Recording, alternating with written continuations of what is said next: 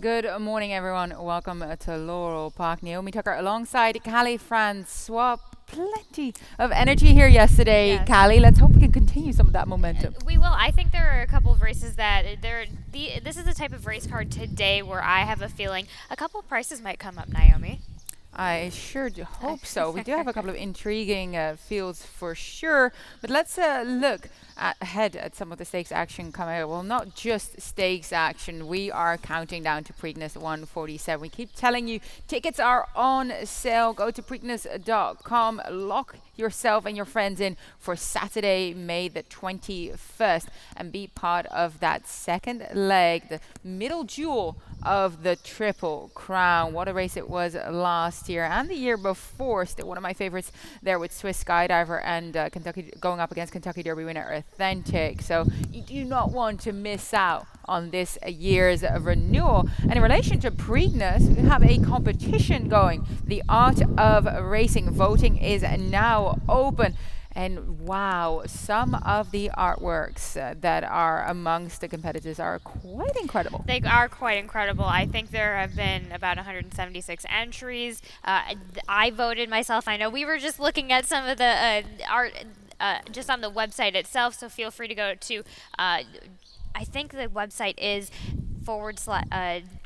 Preakness.com. Preakness.com Yes. slash the art of racing, but there's Yes, there we dashes go. between the art of racing. So if you want to go to preakness.com slash the dash art dash of dash racing, it's a little bit of a mouthful there, but also you can just put it into Google and it will lead you straight there. And you will spend a couple of minutes or so looking at these wonderful creations here. So what a great initiative. But let's have a look at the current track conditions. We have 10 races coming up for you today, and the main track is fast once again. We have 12:40 p.m. post, currently about 53 Fahrenheit, if I see that correctly. A little bit less warm than yesterday, but the horses will love it. Horses will very much appreciate this cooler weather that we have going on. A little windy out here. As you can see from us on the screen, the wind gust is about 16 to 18 miles an hour, and that I think will continue out through the day. But the track rode beautifully this morning. It looks beautiful right now. We're ready for some nice Sunday racing here at Laurel Park. Well, so let's kick things off here. Race number 1 starts at early pick 5. We're going a mile and 16 around the 2-turn distance here. Nickel Claim is known as a 3 a lifetime. Callie, you landed on Super Emperor. I had the Michael Trombetta trainee kind of on and off.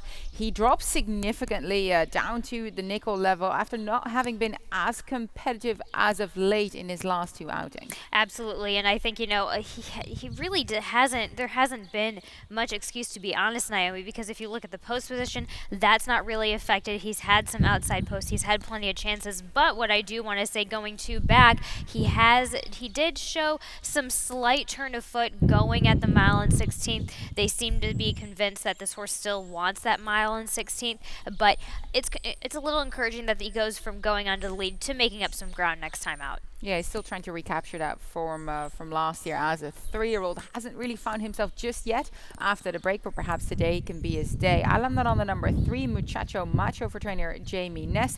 Kind of need him to come rolling late. He was gaining on the leaners in his last race, got fanned very, very wide, but showed willingness doing so. I think he's the improving type.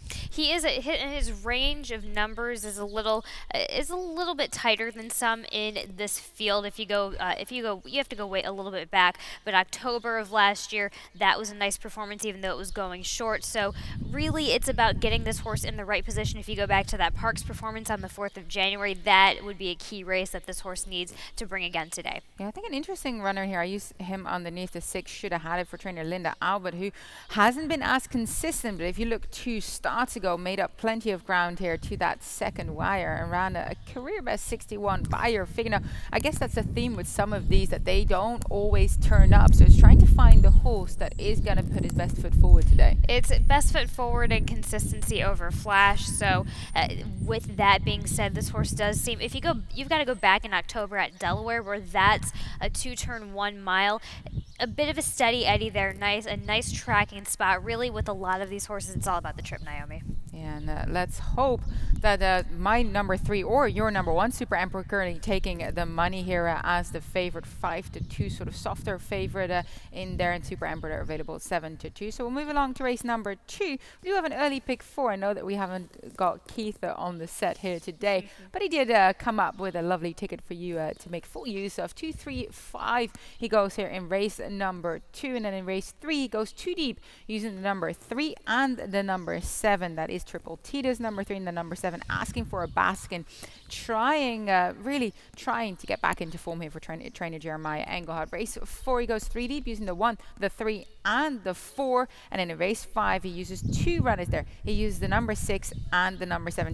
Number 6 is She's All Courage, number 7 Lightfoot Miss in race number 5, trying to get that early pick of 5 home. $18 a flat ticket commencing here in race number 2, which is a 6.5 furlong event, claiming 40 to 32,000 in here. And Cali, we have similar horses that we key around. You landed on the number 2 Shady Money. He's in my exacta. He went 3 wide into the first turn last time out, which just isn't ideal, but he kind of slipped back to mid-pack before making a good move. He ranged up and he was trying to come rolling in the center of the track, but just lacked a touch of punch late. Is trying to find a slightly easier spot. And I think he has found an easier spot, and that's primarily why I have Shady Money on top. 9 to 5 morning line. It fits very well.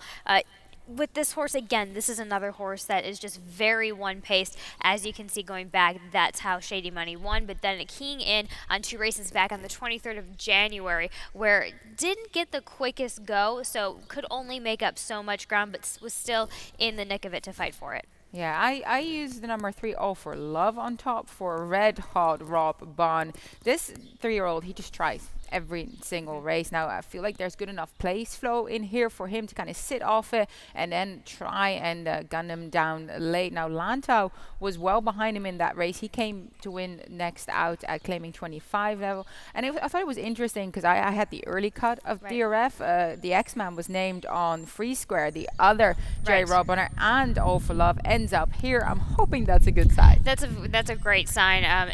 This is another case of where consistency over flat. It's a higher claiming, but still just very, very consistent in the last 4 starts. At this distance, I think is the key thing with All for Love today.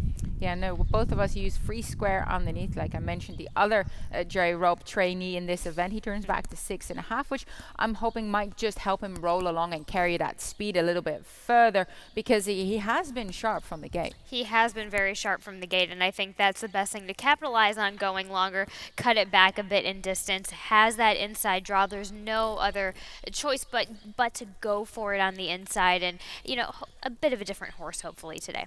Yeah, we'll find out what happens in race number 2 shortly. Race number 3 is another claiming event, $10,000 to $8,000. Non-winners of 2 in their entire careers. 7 furlongs the distance here, and both Callie and I land on Ice Rain for trainer Hugh McMahon. After being changed to the McMahon barn, Ice Rain just fired a shot straight out. First time after now, it being in that barn.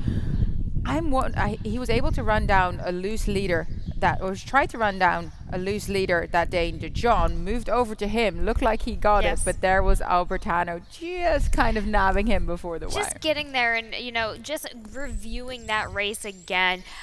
I just simply think that there was an early move pulled in that race for Ice Rain last time out. So when you pull an early move like that, at this level, I mean, he's at the level he needs to be at for sure.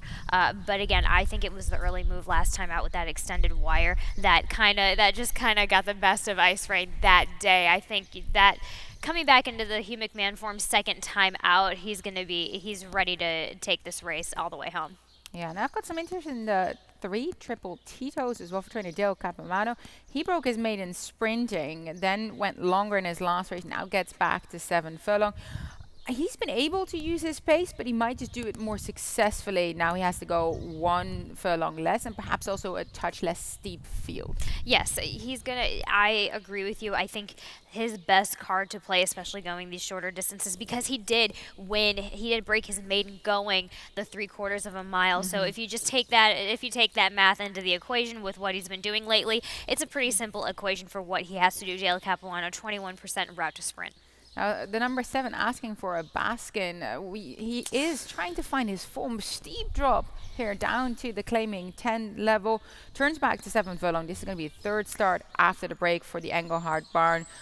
It's some do find it tough to make the transition of running against winners because he Right. had strong figures from running a maiden special weight company earlier in his career. Just hasn't really been able to get back to any of that form. Hasn't been able to get back to any of it. However, and you can say, oh, what worried me is first is the 32 length difference, but then he was going, he was going a 1 turn mile, but 7 furlongs, it's not that much different. So between that 32 length loss and the really steep drop down to the 10 does worry me a little. It worries me. It doesn't worry me a little bit. It worries me a lot. But however, his only saving grace stat is Jeremiah Engelhart as of late has been 37% third after the layoff, so possibly just getting this horse into a groove really quickly. But he needs to be in the race, and he needs to. This is kind of a last ditch attempt on him. It is a bit of a last Yes. chance for him, but nothing like a good amount of class release to Yes. bring a runner back to life. And here, so perhaps that would be the case for asking for a Baskin.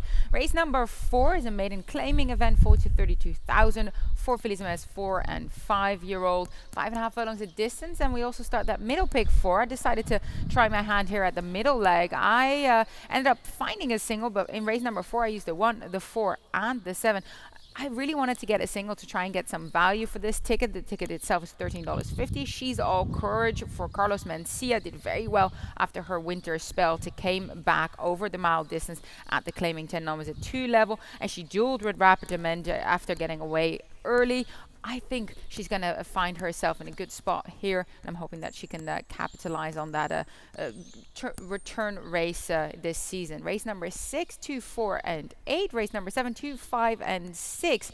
Like I said, $13.50 ticket for that middle pick 4 to just kind of give you something to go on here. So let's talk about this maiden claiming event. Minimal 5.5 furlongs dash here. Race number 4. Let's start with the number 4, Silver's Girl, because we do have a video spotlight on her. In her last outing, she went 6 furlong at the maiden 25 level, was protected in that race, and she went hard early. She was asked from the get-go to move forward. I think she just kind of got a little bit tired, didn't have the best of starts either. But look, she tried very eagerly. She tried very hard. I think she didn't get a little tired. I think she got completely zonked out. But she still kept.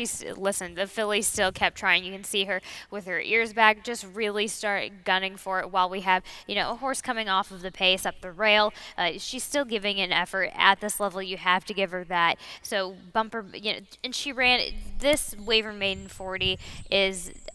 Or maiden claiming 40, is a relatively easy field for this level, I do think. So she ran into a nice group of horses to be able to do that. So, and when she did bump out of the gates right away, it's going to take some snuff out of them. So I definitely think she has overall improved, despite what happened. She still didn't win, but she still improved. Well, you mentioned she ran out of gas. I feel like that was a good race to get going again after her winter spell, and hopefully she'll move forward from it. Here on the rail is a shower for trainer Carl Duran. We have not seen this 5-year-old in a year and about 2.5 months. Look, that's a lengthy period of time to come back, but if you look at her last race, she well outran her odds on that day. I think she was a nearly 19-1 shot. She took control of the race early and really tried her hardest. She was joined by 2 others coming on the home bend. I think the question mark with her is how is she going to look in the paddock? Is she going to be ready for this? And that's the thing. Well, Carl Duran, as of late, very short sampling, very, very short sampling, but 20% first after the layoff, again, a very short sampling. Going off of that. And plus she has Xavier Perez on her, who will get her to the lead because that just seems where she's most comfortable at. Yeah, I had him 1 out of 8 after a lengthy layoff of the last 5 years. There we go. That sounds a bit more accurate. Hit and miss, right? He could get them ready, but it really depends on this field as well, and if they're going to be pressuring her early, because I do think she's going to try and use her speed. Both of us used the number 7, Killy Starden, our exact for trainer Michael Merriman. She looked better on her second start when she got to a fast track. She made her debut on the off-going. She showed much more early race pace last time out. She did, and that's what needed to happen last time out, because she didn't during her first time out on the off-going over here in Laurel. She just didn't break away. This filly she just needed that second start was actually probably what her first start was intended to be. So we'll see. She'll certainly grow from that, I believe. A nice work on March 11th to show for it. Yeah, race number 5, another claiming event here for fillies and mares at 4-year-old and up, $10,000 to $8,000. Now is the 2 life side of the Rainbow Pick 6. How do you see today unfold? So I saw no single today, clearly.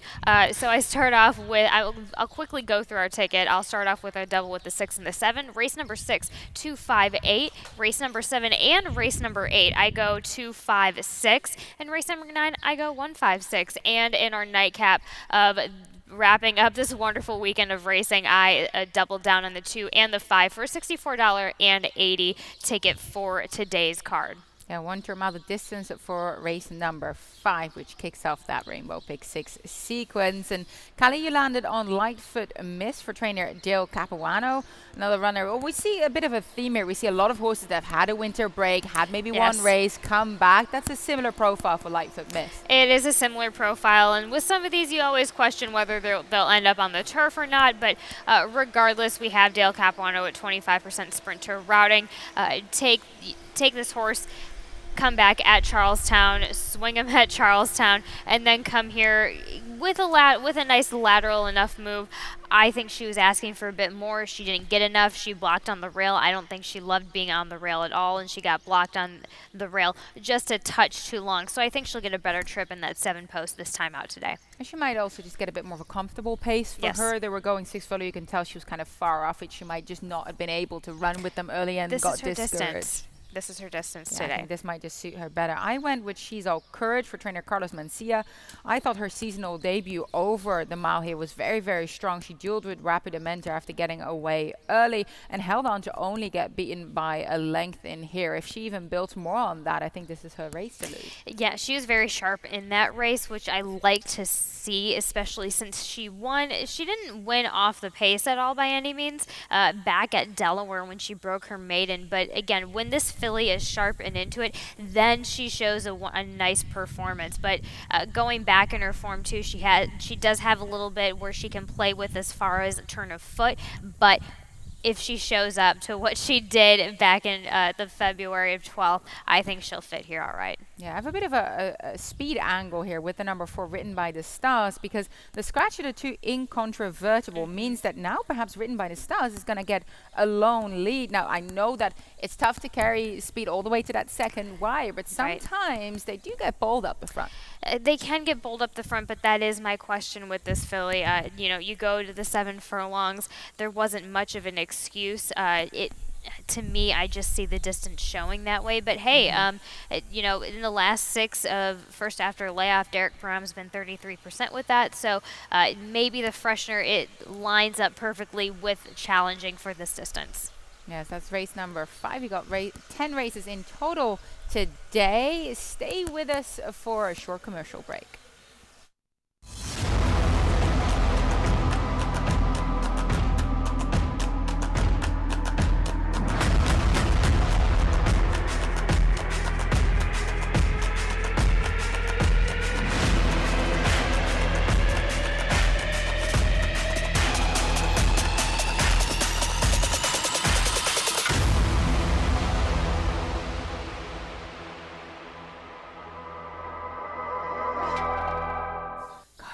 Keep seeing the Preakness popping around here. Yeah. We are getting closer and closer to this year's renewal. I was thinking about it yesterday evening. It's automatically on my mind. We're outside. The sun's starting to get warmer. We know the weather will be great. Preakness, hopefully Preakness weekend. But yes, everybody's brain here in Maryland now is leaning towards that late Saturday in late May. Yeah, May 21st. Get your tickets. Go to Preakness.com. Race number 6, 5.5 furlongs at distance for 3-year-old fillies, claiming $10,000 to $8,000. We'll start with your top pick, Callie, the number 2, Cabra Chica for trainer Kieran McGee. First off, the claim for McGee. She's got an abundance of speed, a little bit vulnerable in the latter sections last time out. Perhaps the cut back to 5.5 is going to sort that. I think it's going to suit her just perfectly. She broke her maiden at Pimlico, going the 5 furlongs. I think as any type of speed horse, especially a sprinter in Kieran McGee's barn, is absolutely lethal, I think. So he knows this is the type of filly that just suits into his style of training, and I think that's just going to be absolutely capitalized on. I think we're going to get to see a little bit of a similar performance that we saw at that win at the claiming 10 level while it was at 7 furlongs. I think she'll show plenty of zip for today at the 5.5. Yeah, I think she's certainly going to try her best to go to the front. But there's a couple of speedsters in here. I mean, we're going 5.5, so as expected, she's not the only speed in here. One of them on the outside, Storming Cougar, Johan Rosado, gets aboard for trainer Jerry O'Dwyer. This is a 3-year-old filly who returns to her former home in Maryland after 2 tries at Gulfstream Park. She does go a tick down the class ladder as well, but she's shown to be able to sort of press the pace before making her bid, and that's what I like for her in combination with the post position and an angle that Tim always loves, coming from that warmer weather at Gulfstream Park to perhaps, the cooler weather here. Especially today. And, thinking about how those sprint races show up on the backside at Gulfstream Park, they're quick and it's a tight pack usually. So we're coming back essentially to an easier spot, not only with the speed type of the way Maryland works, but also with the post position. So I absolutely see that, Naomi. We'll see how race 6 pans out. Race number 7 is a maiden special weight event for maidens 4 and 5-year-olds. 7 furlongs the distance there. We do have a video spotlight on the horse that both you and I, Kelly, have in our exact. Heavens Got Fire for trainer Jose Rodriguez. Last time out, she looked very, very comfortable making, look at that, the amount of length between her and the rest of the field. Plenty of easy pace she showed that day. That was a muddy surface. She is getting back to the fast track, but even though she did in the end get overtaken by the winner that day, her final quarter, she wasn't completely slowing down. She was working for it. She was tenacious and trying to hold on. Yes, and I think, she's done okay on a wet surface before. She's let's see, she's 3 seconds for 3 goings on a wet surface, so perhaps it just gets to be a little bit tiring for her, and we're at the same distance. I don't think she's really seen that distance. She's only seen that distance a couple of times on the mud. I'm going to give it to her that her legs just probably got a little tired back then. Yeah, I'd like to see how she'll fare here on the faster surface. I wonder if that moved her up because she's done well on it before. I think it will. Well, so I'm wondering if the muddy surface moved her up, and I don't know if this surface is going to be, if that's still going to be the case. But of course, a question mark. If she can carry her speed over muddy surface, you think that the fast track might just even carry that a little bit further? I think it will, because she has shown back on a fast track back at Delaware. She's shown similar type of numbers, and again, I think it's more the first time at the distance rather than the mud. First time in the distance in a long while. On the mud, that was the issue more than the mud itself. Yeah, she shows pretty much flexibility in terms of what she likes to do. So I think she's going to be tough in here. Hence, both of us have her in our exact. You landed on Millman's a flyer. Most likely will receive plenty of interest here for trainer Lacey Gaudet. Being favourite in his last 4 out of 5 career starts. Really has been sort of well spotted everywhere, but had a bit of an incident last time. The rain broke and he was pulled up, was taken out of contention. But aside from that, if you put a line through that, his performances 3 and 4 back were very, very good. He loves coming from just a touch off the leaders and then trying to run them down. And I think even before that rain broke, though, he wasn't quite into it. I will admit that, looking at the replay again. But again, I think the horse was a little bit further off the pace than he would have liked. And I think he is the type where if he doesn't quite get his way, he doesn't quite try as hard enough. So if you put him in the right spot, which I think Johan Rosado will do today, that might be a better spot for him. I do like this 2-post position for him. Yeah, I use the number 5 Hatcher for trainer Wayne Cole. Second start is a gelding, a freshener of 115 days. But when I was looking at that last race, he ran at the maiden special weight right here. He's also now with Wayne Cole, was trained by Bill Mott, Hall of Famer before that. But Treasure Tradition was a strong next out winner, and Hatcher was quite close in third behind him. And then Bacanecco was behind Hatcher in that race, and he came back to win as well at maiden 25 level. So I feel like it was a formful race, and I'm just hoping that Hatcher at a price can kind of keep moving forward. Yeah, a price indeed. He's interesting at a price for sure. Looking at the work tab, a couple of 5 furlong works, a couple of 4 furlong works. I'm okay with that. Really, it's just the question for me. I think he might just need a race in general. He seems like the type who just needs a race.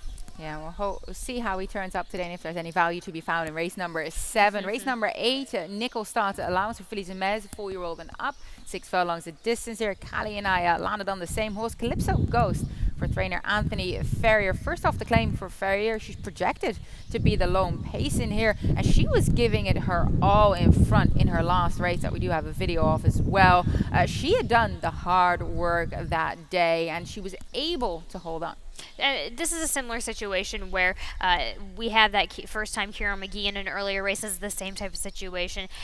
Ferrier is good with these type of sprinters, so I think you're adding onto the Ferrier factor, you're adding onto the sprint factor. There's a lot of positive factors with Calypso Ghost. Yeah, and you use the number 6 in your exact Blue Sky Venezuela.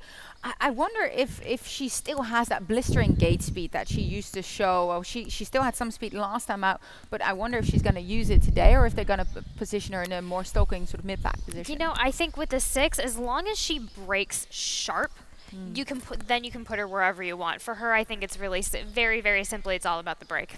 Yeah, well, we'll see if she's away fast enough to get her nose in front early in race number 8. Race number 9 is a allowance level, 5.5 furlongs the distance for fillies and mares, 4-year-old and up, Maryland bred and Maryland sired. This is a fun field in here. I was really sort of trying to separate these. I don't feel like there's that much in between them. No. Let's look back at a video spotlight that we have. 2 starts back for Matitude. We have Magical Luna in there as well. Matitude kind of had the jump on Magical Luna that day. Matitude was moving just a touch earlier, just a touch sharper, running very, very gamely. But Magical Luna, look, she made a move. She ended up going very, very wide, covering some more ground. That might have taken something out of her. And it did. And she kind of drifts in a little. She starts to drift in a little bit behind the horse. Then she gets into a little bit of clear air. And then she starts kicking on a little bit while Matitude was just ended up chasing the leader, which I think was the benefit. But I think with Magical Luna doing a lot, Magical Luna had a lot to chase once things started going. But I think this next time out, you know, she's going to be okay today. Yeah, I think Magical Luna will show a bit more of her speed again and try and kind of prompt the pace there. I thought they were very, very close in between. We can see that they've all kind of been ding-donging around in a couple of their races. So it'll be a question mark to see who's turning up on the day here. Last race on the card is race number 10, Maiden, claiming fillies and mares 4 and 5 years old, 5.5 furlongs the distance here. And you and I both look towards Color of a Cloud. Now I know that she's had an abundance of chances.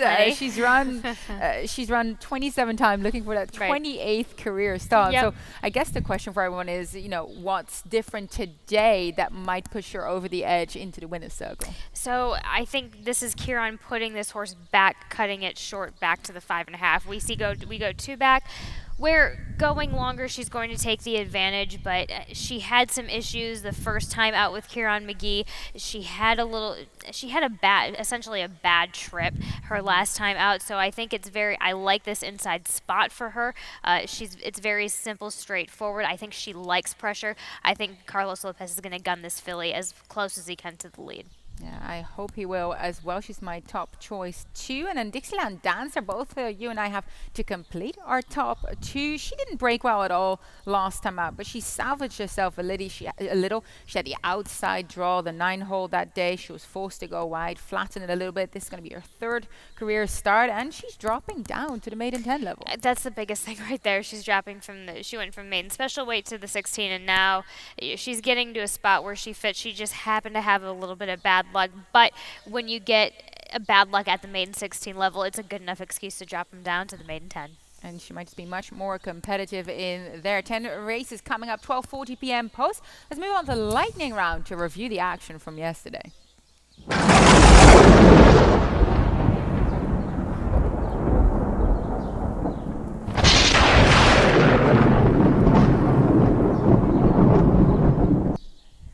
It was an absolute treat to watch Luna Bell make it a 4th stakes win in a row. Now, she was much more forwardly placed than we are used to from her.